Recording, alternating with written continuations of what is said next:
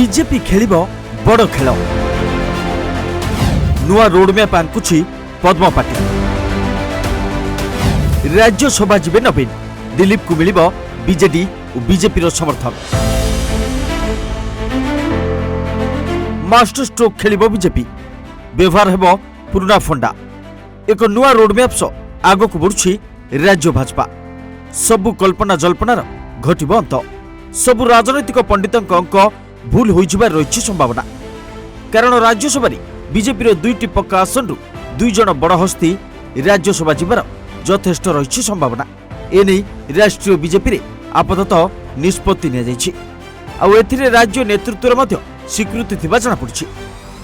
चर्चा अनुसार दलर राष्ट्रीय सभापति नितिन नवीन को ओडिशा कोटारू राज्यसभा को पठाइबाकू योजना करा जाउछि। से एबे बिहार बांकीपुर आसनरू विधायक भावे निर्वाचित होइछन्ति किंतु दलर राष्ट्रीय अध्यक्ष दायित्व नेबा परे तांकू अधिकांश समय दिल्ली रे रहिबाकू पड़ुछि तेणु तांकू जातीय राजनीति रे शामिल करिबाकू दल चिंता करुछि। सूत्र कहूछि राज्यसभा रे बीजेपी रो दुईटी आसन संख्या गणित रे पक्का होछि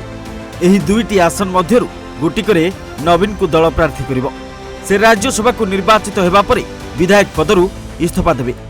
निज निर्वाचन मंडली रे दल तांको नेतृत्व रे उपनिर्वाचन रो सम्मुखीन हेबो से बळी वर्तमान देशर एक बड़ सांविधानिक पदरे थिबा जणे प्रतिष्ठित आदिवासी बीजेपी नेत्री परिवार जनकु राज्यसभा को पठाजिबो बोली सुनिबाकू मिलुछि। एहा द्वारा राज्य बीजेपी निजर आदिवासी सशक्तिकरण नीति को प्रमाणित करिवो